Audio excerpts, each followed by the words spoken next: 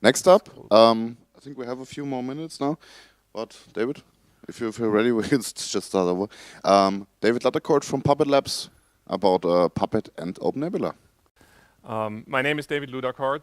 I'm going to talk about OpenNebula and Puppet for a little bit. That's me on Twitter and my email address in case I hear Bill Gates gives money away every once in a while for forwarding emails, so please include me in that. Also, if you have questions after the talk, you can contact me there. I work for Puppet Labs. Not surprisingly, we do kind of two things. We have a pretty big open source project called Puppet. You would have never guessed that from the company name. And we also have a commercial offering called Puppet Enterprise, where we bundle Puppet and some related open source tools together and have some proprietary add-ons, mostly UI related, and sell that with a support contract and all that. Puppet's been around for a pretty long time. We had our conference this summer, and Luke Canese, the CEO, the founder of the Puppet project and the CEO of Puppet Labs, actually talked about the last 10 years of Puppet. I hadn't realized it had been that long. I got involved with Puppet pretty early on in like 2005, 2006. But I've been at Puppet Labs only for about a year and a half now. I've done a few things in the past open source. One of them came out of my frustration with how Puppet managed or worked with configuration files and making changes in those configuration files. A little project called Augias, which is a way to programmatically edit configuration files in a safe way. If you're still doing that with set, grep, awk, those things, stop doing that and check out Augias. I spent most of the last year or so on something called Razor. And when I put these slides together, I realized that Razor is a project without a logo. So the picture down there is something that somebody in the community did that actually is supposed to represent Puppet and Razor together are pretty awesome. The proximate thing why I'm here is that before I joined Puppet Labs, I was working on a project called Delta Cloud, which goes back to kind of the happy days when cloud was even newer and everything was even more in flux than it seems to be these days. And what we tried to do was build a cloud-agnostic API, one API to work against multiple clouds. That's also where I've heard about OpenNebula for the first time, because out of the blue, the OpenNebula guys, I think Daniel Molina, showed up and added support for OpenNebula to the Delta Cloud project. Back then, that was against the OCCI API that OpenNebula has, but I think these days everybody uses the EC2 API, although Ignacio's slides seem to indicate that there's still quite a few of OCCI users out there right in your survey. So the talk, I'll talk a little bit about just configuration management in general and what Puppet does, and then I'll go through a few examples of where the two intersect and how they enhance each other, and where using OpenNebula and Puppet together can really make things easier for you. So the first question is, what's configuration? Everybody, I think, has an intuitive understanding what they think of when they hear the word configuration.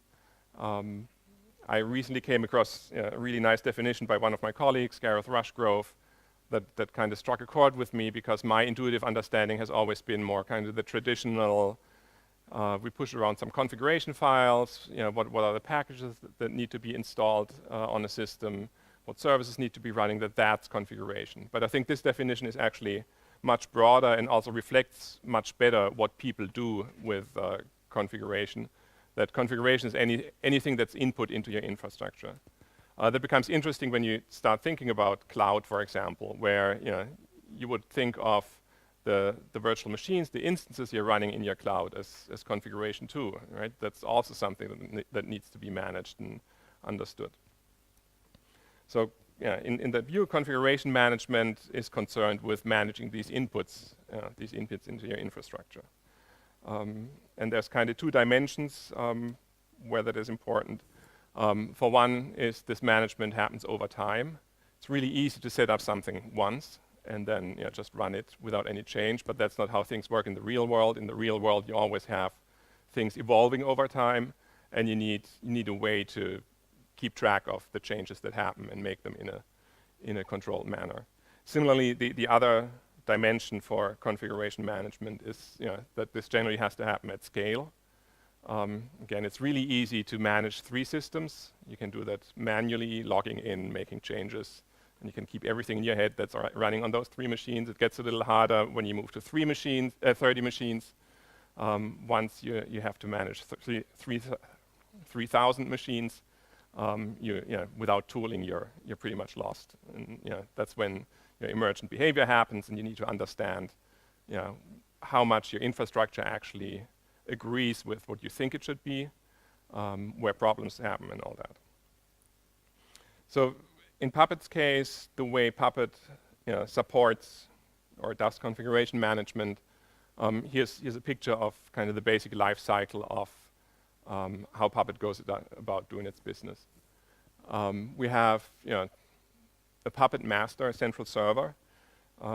There's different schools of thoughts in the configuration management community, but I think by now most of the tools rely on a central server, and that central server in a way is all-knowing. That central server knows everything there is to know about your infrastructure based on, in Puppet's case, that's called a manifest that you've written that describes what should be in all these machines. You, of course, have a number of nodes, and we have an agent running on each of those nodes. And the first thing that happens when this node needs to be configured is that it gathers facts about itself. There's a little tool called Factor, and facts are things like, what are the network interfaces I have, how many hard disks I have, and how big are they, how many CPU cores are there, what's the operating system running on the system, and all that. It gathers all that up, sends it to the central server. The central server, the Puppet master, goes through the entire description of your infrastructure, figures out what that specific node should be doing, compiles it into something we call a catalog, sends it down to the node. The node goes through this catalog, figures out how much its actual state agrees with what the catalog says, and makes any changes that are necessary, sends back a report. The Puppet master dumps that report into some storage. These days the storage is usually something called PuppetDB. We also store things like catalogs and facts, not just reports in there. And so over time, you actually, this PuppetDB becomes a really, really valuable piece of your management infrastructure, because you can ask it questions like, which systems had failures in applying their configuration? What sort of things that I describe in my manifests actually cause failures? Which systems in my infrastructure are running a web server? All these things you can extract from the central storage. So having this sort of centralized view is really, really valuable. The way you describe, the way you describe your infrastructure is in, Puppet has its own language called the Puppet DSL. We're really good with naming. And this is kind of the prototypical use of a manifest.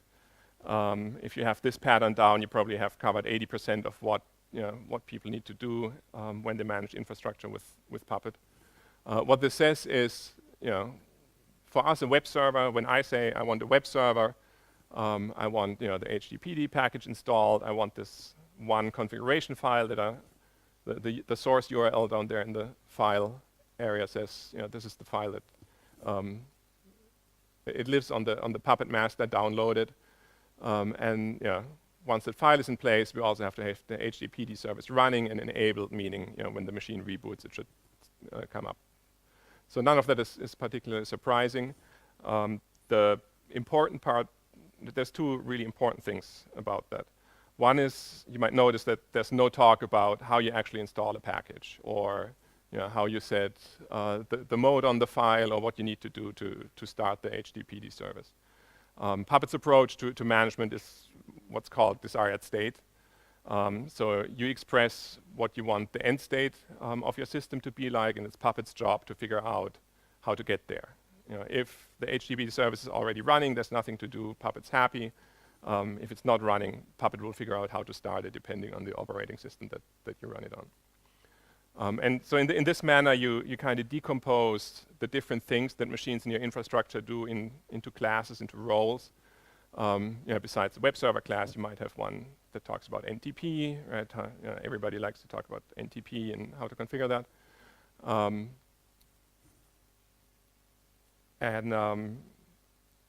yeah, and once you do that, you realize that there's a lot of similarities and a lot of differences between your systems. So you need a concise way to express that. That's one example of how you do that in Puppet, where we say the web server 2, role, class, whatever. It's pretty much the same as the web server, except we use a different configuration file with it. And there's other and better ways to do some of this, but this is the easiest one to put on a slide. There's things like a tool called Hyra that lets you look up data or set things based on complicated conditions based on facts of the machine. So since you've kind of decomposed what configuration means to you into these different roles, you need a way to assemble these different aspects of a system's configuration, NTP, and it's a web server or it's a database server. And you do that with these node statements here, where we say the host 1 is a web server and host 2 is this slightly different web server that we just saw. Host 3 is running a MongoDB server. I had to throw MongoDB in here because no talk would be complete without mentioning MongoDB. So yeah, this host 3 is a MongoDB server.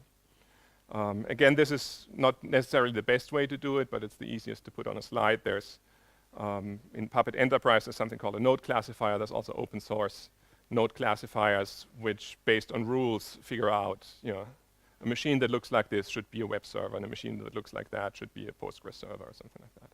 Which, especially in elastic environments like OpenNebula, is a much better way to go about it than these very fixed host name based classifications.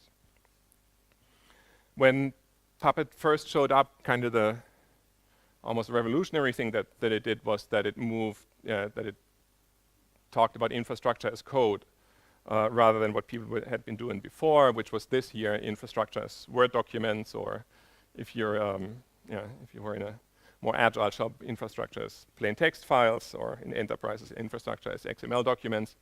But I mean, this was, and I suspect still is the case in a lot of organizations that your infrastructure is described in some Word documents, and if you have to add a new server to your accounting system, you go pull out that Word document, read what needs to be done, and then do that fairly manually. The huge advantage of doing things, doing infrastructure as code, is that you can now source control the code, you can share that code with other people, you can collaborate on the best way to set up Postgres or something like that. For that, we have something called the Puppet Forge, which is kind of the central hub where you can find configuration descriptions that people have done. So if you're going to try out Puppet and you want to know how to set up Postgres or something like that, that's where you would go and look what's available. I mentioned Postgres because that's one of the modules that is really, really thorough and really well used and very usable. Okay, so much for kind of the general configuration management and Puppet part of things. I wanted to go through a few specific touch points between OpenNebula and Puppet for the rest of the talk, and I try to structure it kind of in a way that when you start falling out of the clouds all the way down into your data center and onto physical nodes. So we're first going to look at a few things that are really important for cloud users, for OpenNebula users, and then a few things that are important for OpenNebula administrators. By the way, how many of you have used Puppet? Anybody? Oh, okay. How many of you are more on the OpenNebula user side? Okay, and the rest of you are administering? Oh, yeah, no, I meant just in terms of like OpenNebula usage. Would you consider yourself more an administrator of an OpenNebula installation or a user? Okay. Okay, so the first thing I want to look at really quickly is how you manage cloud resources from your Puppet manifests, which is where I think the EC2 API for OpenNebula comes in, because we just recently wrote something called the AWS module, which you can use with the OpenNebula EC2 API. And that module, it mostly talks about AWS-specific resources that don't necessarily all apply to OpenNebula. I think there's also some room for, if anybody's interested, for improving that module to make it work better with OpenNebula. But the most basic way to use it would be to describe an instance that you want to launch, which you put this in your manifest for a node, and Puppet will go and make the appropriate calls through the EC2 API to actually create an instance, so that you can manage the kind of the fleet of instances you have running that way. And I think most of the attributes of this are pretty self-explanatory. And if you know the EC2 API, there's not much in terms of surprises there. So that now that you've got your instances running, the next thing is how do you actually manage what goes into those instances? How do you manage the web servers and databases, whatnot you're running in your virtual machines? And there's really not much that's different from using Puppet in any other machine. There's you talk about your content in there the way you talk about it for any other sort of machine. The one thing where you trip up generally is this little SSL thing there, because SSL is always the problem. The thing we need to be careful with Puppet is because the Puppet master knows everything about your infrastructure, which generally also means some secrets, like people, for example, manage the host keys for their SSH daemons with Puppet, or other kind of sensitive pieces of information.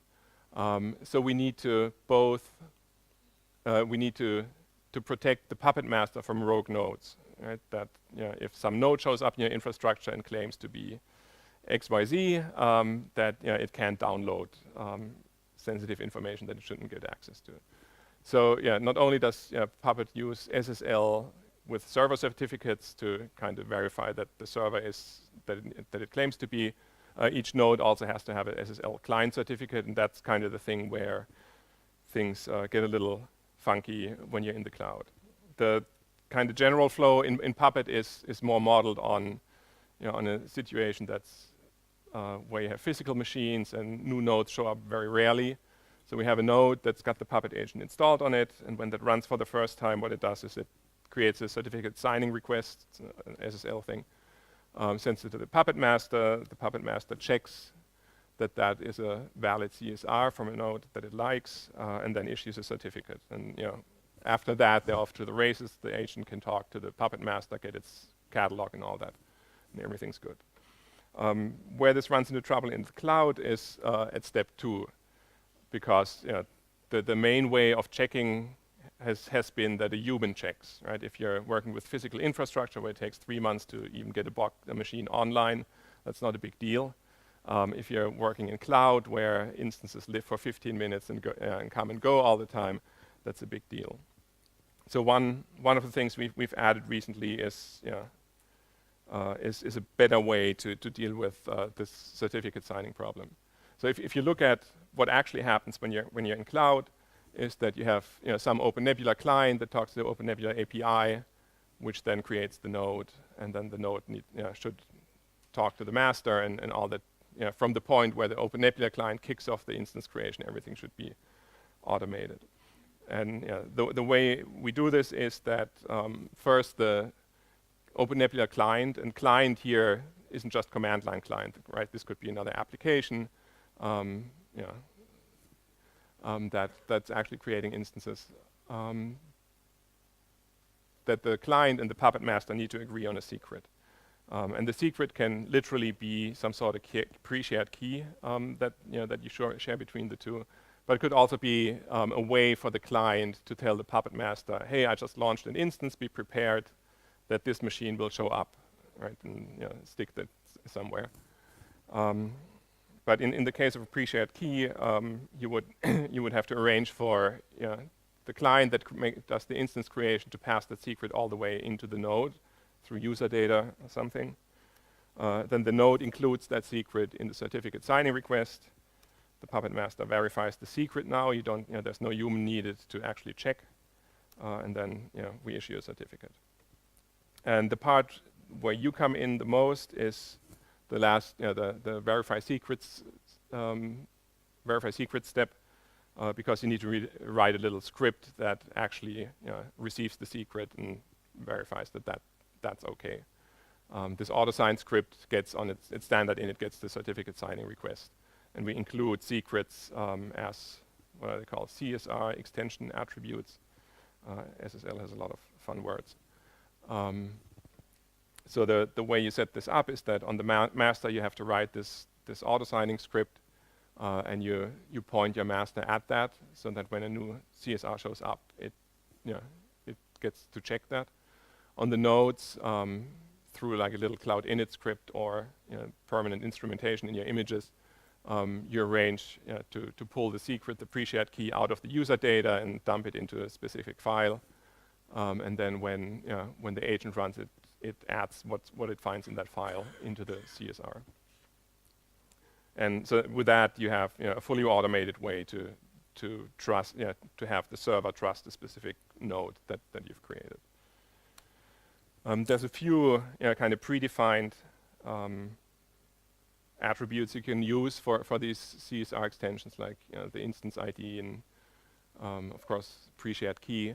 If you've ever dealt with SSL, nothing there is totally straightforward. In reality, these are OIDs, which are these long dotted decimal string thingies. And we predefined a few of them for the kind of the most common use cases, but there's also in that namespace there's room for kind of your private extensions in case these attributes don't make sense in your situation or in your security model.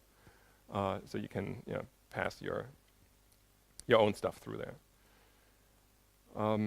Okay, so now we've got agents coming and going automatically. We can create instances. One thing that you'll find is if you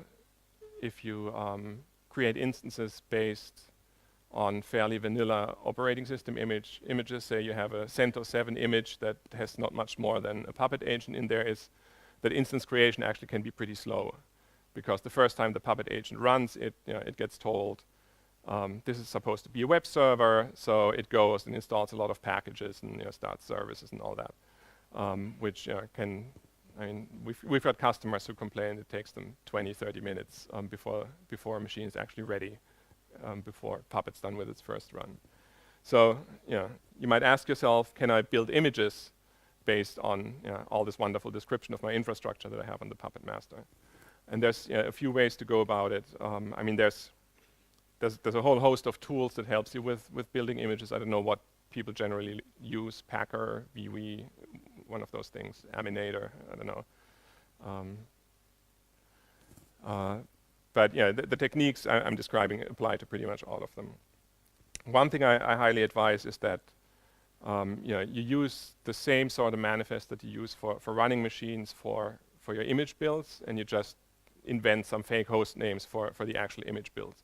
The image builds happen on some machine, but the name of that machine is completely irrelevant to what goes into that image. So just come up with some naming schemes that says, if I'm building an image for this sort of web server, I'm going to give it the fake host name webserver.images.example.com or something like that. And you try to split the configuration that you stick in there into two parts, where the more generic part goes into the image, and then the personalization. There's always things that are specific to one instance. You keep that separate, and that only gets applied when you actually launch an instance of that image and pull that in. So there's two general ways that you can use Puppet to build images. One is during the image build, you run something called Puppet apply, which gives you basically command line client to the command line interpreter for Puppet manifests. The orange line is the one where you give the fake name for your image build. And that's one of the things I don't like about Puppet apply that much, is that you wind up downloading everything about your infrastructure into the image build, and if you're not careful to clean up after yourself, you have all that lying around in the instances you launch of that. But it's, as I said, using Puppet apply in that situation is really easy to set up. Then you don't have to fiddle with any sort of Puppet masters or anything like that. The downside is that since you don't use a Puppet master, it leaves no trace. There's, if things go wrong, it can be pretty hard to figure out what went wrong. You have no entries in PuppetDB about that. You can't use a node classifier and all that. So, if you first experiment with running Puppet during image build, Puppet apply is definitely the right thing to do. But for a more robust setup, I would actually recommend running the Puppet agent during your image build, because then image building looks pretty much the same as running a Puppet agent when you've launched instances. You just use a slightly different host name. SSL gets in the way again, as always. There's two ways you can get around that. One is, for each sort of image you want to build, you pre-generate yourself SSL certificates, copy them into your image builder, and use those. Or you go through what I just described with the certificate signing, with automating certificate signing, and do that during your image build. The one thing you have to be careful with is that if you repeatedly build the same image, the Puppet master freaks out when it gets a request for a certificate for the same host name that it's already issued. It'll say, no, I don't want to do this. So there's a little setting you have to make on the master to enable that.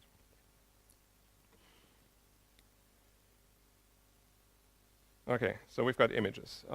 That's kind of the user part of what I wanted to talk about. From an administrator's point of view, there's a few things.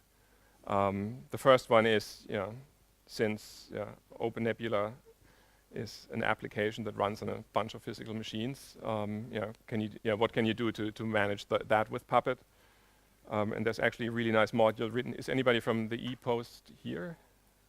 Because I had nothing to do with this module, but I discovered it and thought it was really nice. Oh, later? Okay.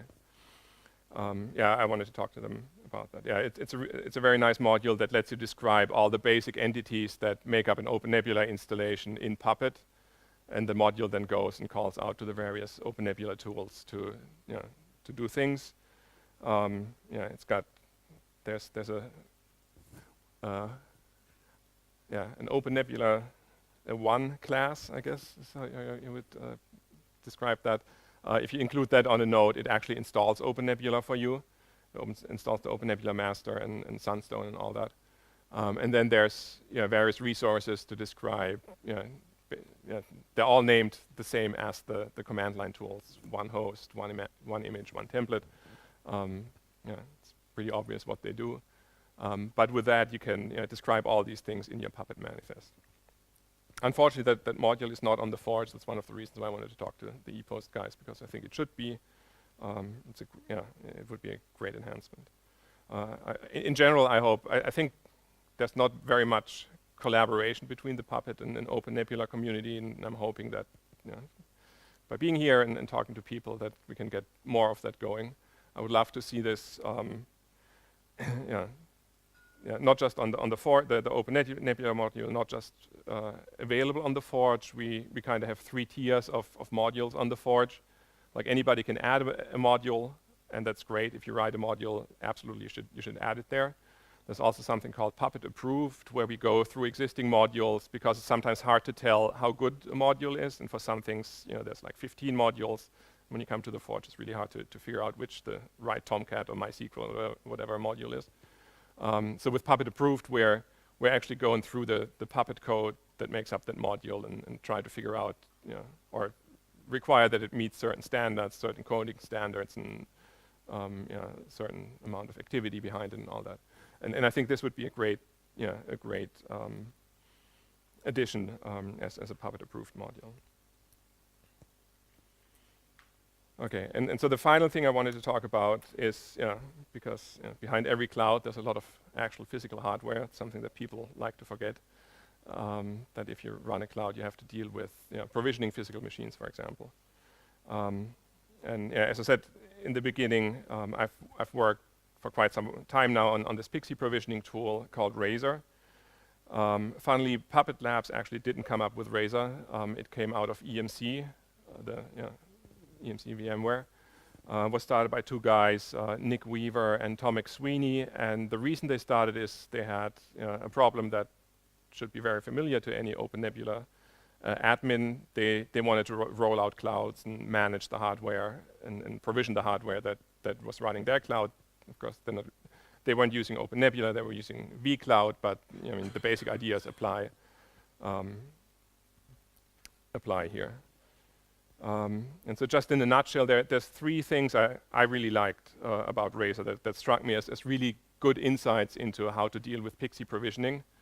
If you've ever dealt with PXE provisioning, it's a really horrible thing to do. But yeah, the first insight they had is they use a firmware called iPXE. I don't know how many of you have seen or used iPXE. The nice thing about it is it's a firmware that you can script. It has a very simple scripting language. The second thing that's really nice about it is it can talk HTTP. And I don't know of anybody who's ever implemented a dynamic TFTP server, which you would have to do to get interesting behavior out of PXE. But we all know how to write interesting web services. So by using iPXE, they kind of elevated PXE provisioning from something that's done with stupid files lying somewhere to something that's backed by a web service. The second key insight they had is to use node discovery or inventory nodes before they actually install them. And so Razor builds a hardware database over time as more machines come in there. And can make a lot of decisions based on what your hardware actually looks like. And the last one is something that's probably a little more subtle. There's kind of two kinds of PXE provisioning tools, the ones that do too little and the ones that do too much. The ones that do too little just install stuff and they're like, okay, we're done. Nobody would ever need to manage the machine we just installed, right? We just lay down bits and that's it. That's clearly too little, and that's what the kind of second kind of tools realizes, and they're like, they realize that you need to configure machines too, besides just laying down bits. And so they sprout all this fairly random configuration management functionality, but that's completely the wrong place for it because your provisioning tool only touches your systems once. And so Razor tries to be kind of the Goldilocks of PXE provisioning tools. Don't do too little, don't do too much.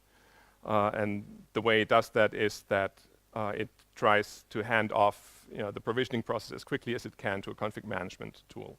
We generally use it with Puppet and Puppet Enterprise, but it's also got support for Chef. Somebody contributed support for just laying down CoreOS installations. I think if you're using Puppet and OpenNebula together, it's you can just use the existing bits to have it roll out OpenNebula compute hosts, for example. But if you don't want to go the Puppet route, you could also customize Razor fairly easily to install OpenNebula compute nodes and enroll them directly with your OpenNebula master. And so just in a nutshell, how it works, just to go through how it works really quickly. When a machine boots for the first time, the iPXE script that we have, when you install Razor, there's two things you need to put on your TFTP server. One is the iPXE firmware and a little iPXE script that we give you from the Razor server.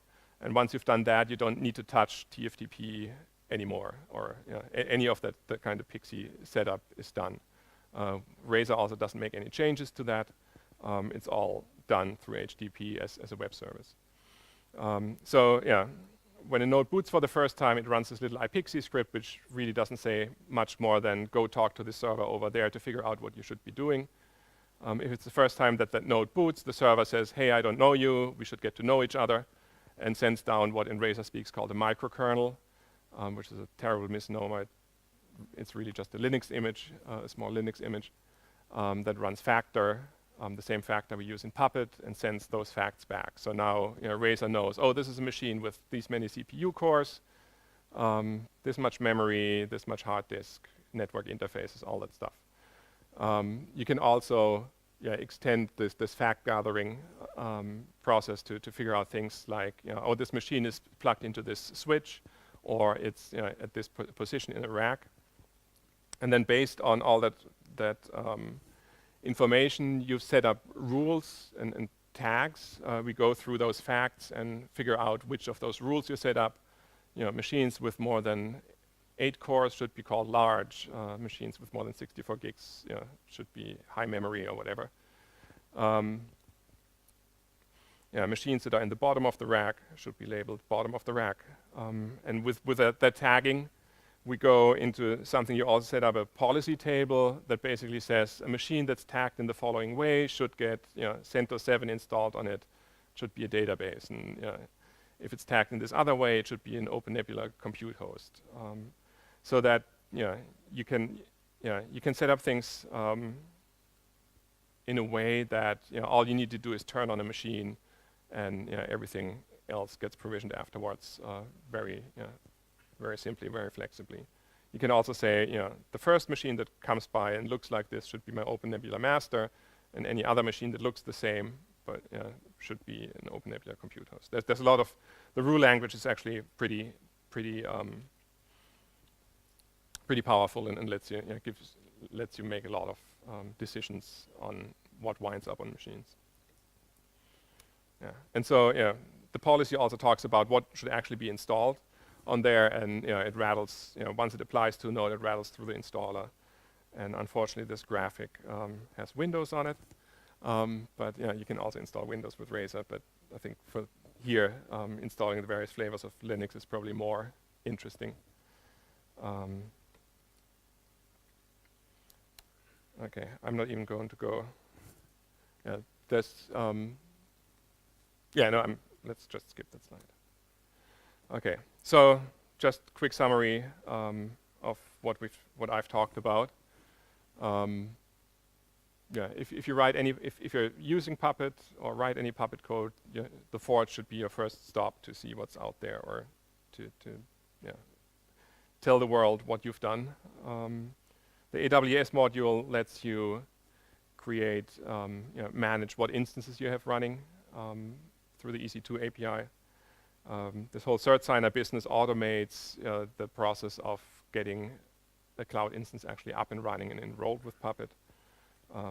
EPOS Dev lets you manage the the administrative entities that OpenNebula deals with, and then if you're in the market for a provisioning system, Razor's your friend. And with that, other questions?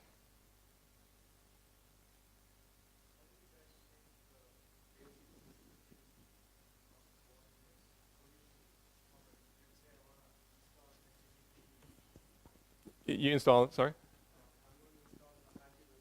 Mm-hmm. Yeah. Mm-hmm.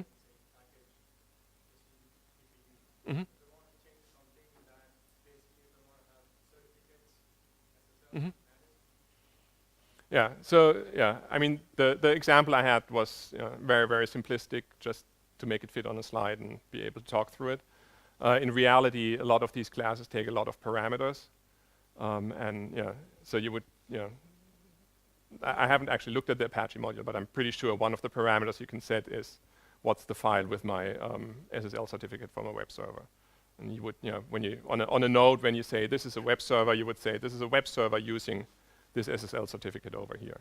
And then on another node, you might set up a web server, but it uses some other SSL certificate. Anybody else? This is a very yeah.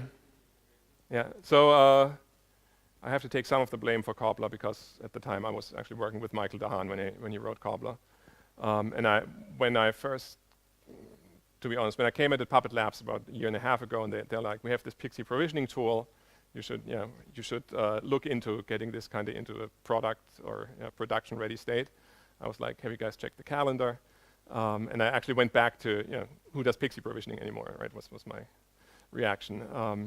But I went and looked at Cobbler again, and then compared it with where Razor, even at the kind of CTO level code it was when I came on, was, and Cobbler just felt really, really dated. In it's XML RPC, the model it falls definitely into kind of the second bucket of Pixie provisioning system, where it's trying to do some configuration during provisioning. So I'm not hugely bullish on it.